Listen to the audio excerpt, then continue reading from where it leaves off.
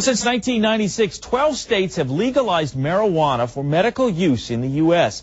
Texas isn't one of them. But as CW33's Sandra Hernandez reports, a Garland man says marijuana is the only thing that calms his debilitating spasms and lets him sleep at night.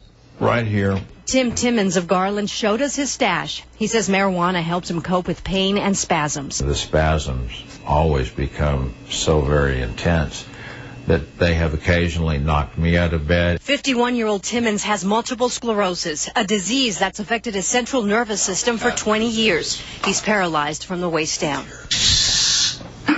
Far from the football player, basketball coach, and college professor he once was. Timmons is now blind in one eye and has no bladder control. Usually 4 or 5 buds at a time. He smokes some pot before going to bed and takes about 12 prescribed pills 4 times a day. When Rick Perry and David Dewhurst speak of compassion for the helpless, they aren't talking about people like me. Being tough on crime is being compassionate. Kathy Adams is president of Texas Eagle Forum in Dallas and the victim of a drunk driving accident. I'm now recovering from a broken back. There are drugs that can handle pain.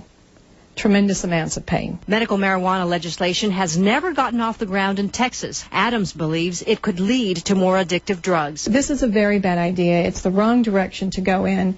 We are trying desperately to keep our children on the straight and narrow path. I don't take any of those down the street to South Garland High School and try and pawn them off on the students. Timmons has written letters to state lawmakers challenging them to see for themselves how marijuana helps with his spasms. And if they're really interested in truth, rather than pandering to the fears and the taboos of a very socially conservative community. In Garland, Sandra Hernandez, CW33 News at 9.